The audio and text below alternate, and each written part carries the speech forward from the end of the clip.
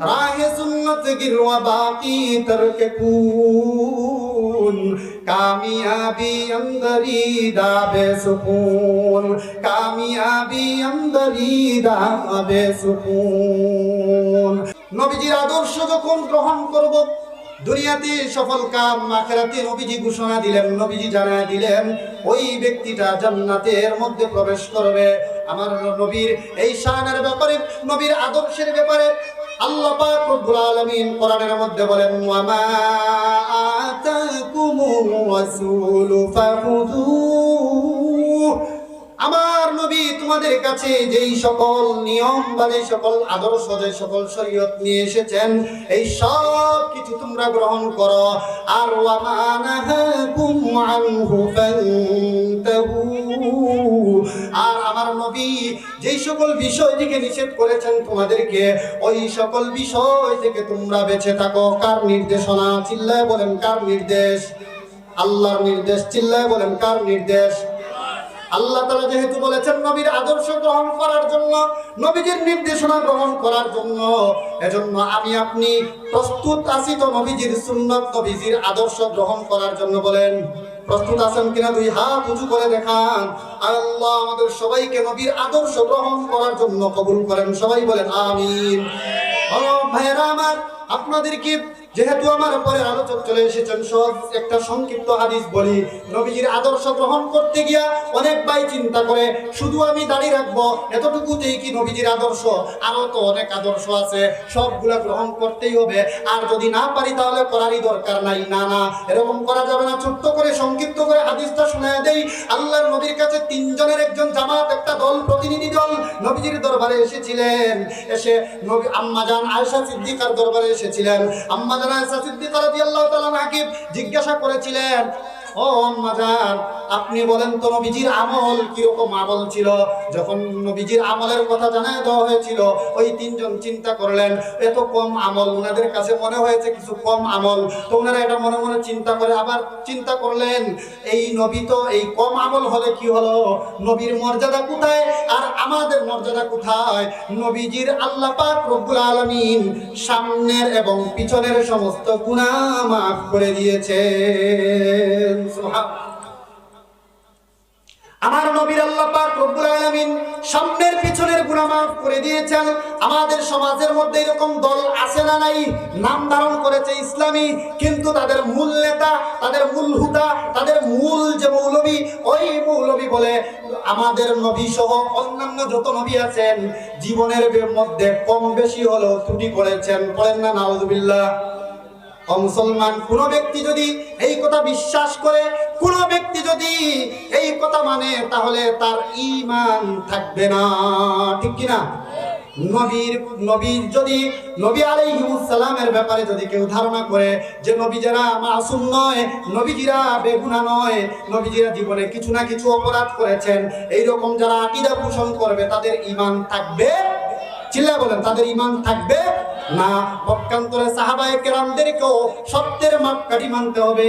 সাহাবায়ে কেরামদেরকে সত্যের মাপকাঠি মেনে সাহাবায়ে কেরামের আদর্শে আদর্শবান হতে হবে। সাহাবায়ে কেরাম কেউ যদি সত্যের মাপকাঠি না মানে তারও ঈমান থাকবে? বলেন তারও ঈমান থাকবে? কেন?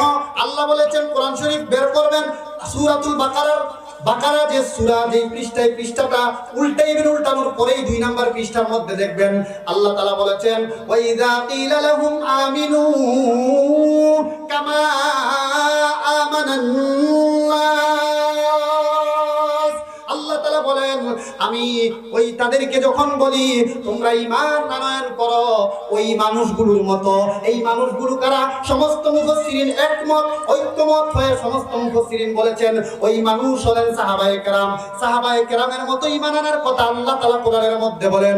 আর আপনি কোন নেতা, আপনি আবার কোন প্রেসিডেন্ট, আপনি আবার কোন জায়গার মৌলভী, আপনি সাহাবায়ে কেরামকে সত্যের মাপকাঠি মানেন না, আপনাকেও আমরা নেতা হিসাবে মানি না।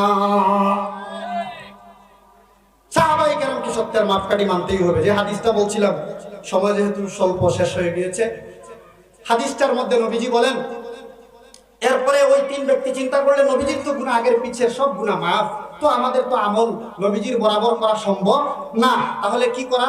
এজন্য ওনারা তিনজনের তিনটা ওয়াদা করলেন। একজনে বললেন, আমি সংক্ষিপ্ত করে বলে ফেলতেছি, একজনে বললেন আমি সারা জীবন পুরো রাত জেগে নামাজ পড়বো, কখনোই রাতে ঘুমাবো না এবং নামাজ ছাড়বো না। সুবহানাল্লাহ। আরেকজন বলেন, আমি পুরো জিন্দেগি রোজা রাখবো, কখনোই রোজা ছাড়বো না। আরেকজন বলেন, আমি পুরো জিন্দেগি আল্লাহ তাআলা আল্লাহর নবী সাল্লাল্লাহু আলাইহি ওয়াসাল্লামের এগুলো আমল ছিল, প্রত্যেকটা আমল ছিল। আরেকটা হলো আমি পুরো জিন্দেগি বিবাহ করব না। কি করব না? বিবাহ করব না, আমি পুরো জিন্দেগি অবিবাহিত থাকবো। তিনজনে তিনটা ওয়াদা করলেন। নবীজি এগুলো এরই মধ্যে নবীজি আসছেন, এসে শুনছেন যে ওনারা এইরকম প্রতিজ্ঞা বা এরকম প্রতিশ্রুতি মনে মনে গ্রহণ করেছেন। তো নবীজি বললেন ওই সাহাবীদেরকে, ওই তিনজন সাহাবীদেরকে, তোমরা কি এরকম নিয়ত করেছো? এরকম কি প্রতিশ্রুতি তোমরা মনে মনে করেছো? সাহাবায়ে কেরাম বললেন, জি আল্লাহর নবী, এরকম প্রতিশ্রুতি আমরা গ্রহণ করেছি। আল্লাহর নবী বললেন, শুনো, আমি নবী পুরো রাত জেগে ইবাদত করি না, আমি রাত্রিবেলা ঘুমাই, আবার রাত্রিবেলা নামাজও পড়ি। এজন্য আমার সুন্নত রাত্রিবেলা ঘুমানো, নামাজও পড়া। পড়েন না সুবহানাল্লাহ। আবার আমি নবী পুরা জিন্দেগি আমি রোজা রাখি না, প্রতিদিন রোজা রাখি না, প্রতিদিন আমি রোজা অবস্থায় থাকি না, বরং কিছুদিন রোজা রাখি, আবার কিছুদিন রোজা না রেখে অবস্থান করি। তাহলে আমি নবীর সুন্নত হচ্ছে রোজা রাখা, আবার কি করা? ছাড়া, না রাখা। এরপরে নবী বলেন, আমি নবীও বিবাহ করেছি, স্ত্রীদের সাথে আমিও জীবন যাপন করতেছি। অতএব শোনো সাহাবায়ে কেরাম, তোমরা আমি নবীর সুন্নতের অনুসরণ করবা।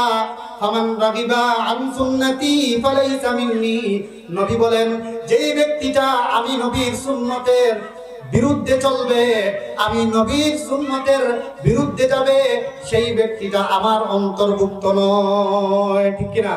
এজন্য আমার আপনার আমল করতে গিয়া নবীজির জিন্দেগির আমলগুলোকে লক্ষ্য করব, কিভাবে নবীজি আমল করেছেন, কি পদ্ধতিতে আমল করেছেন।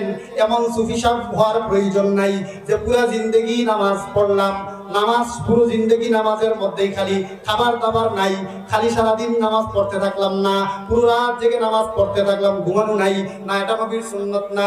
আবার পুরো জিন্দেগি রোজা রাখা, এটা নবীর সুন্নত না। আবার অবিবাহিত থাকা, এটা নবীর সুন্নত না।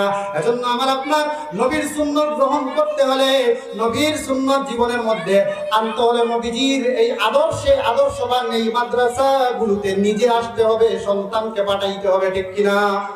এই মাদ্রাসাগুলোর মধ্যে নবীর আদর্শ শিক্ষা দেওয়া হয়। ঠিক কিনা? মাদ্রাসার মধ্যে নবীর আদর্শ শিক্ষা দেওয়া হয়। এজন্য ছোট্ট বাচ্চা তাকায় দেখেন, তাদের মধ্যে নবীর সুন্নত আছে। এজন্য কবি বলেন, রাহে সুন্নত গিরওয়া বাকি তরকে কুল, রাহে সুন্নত গিরওয়া বাকি তরকে কুল, কামিয়াবি अंदरी दाबे सुकून, कामयाबी अंदरी दाबे सुकून। तू गुजा व सुन्नते अहमद गुजा, तू गुजा व सुन्नते अहमद गुजा, बा मुहम्मद कैबूद निस्बत तुरा, बा मुहम्मद कैबूद निस्बत तुरा। আল্লাহ পাক রব্বুল আলামিন আপনাকে আমাকে নবীর জীবনের পুরো আদর্শ গ্রহণ করে নবীর সুন্নত অনুযায়ী জীবন যাপন করার আল্লাহ তাআলা তৌফিক দান করুন। সবাই বলুন আমিন।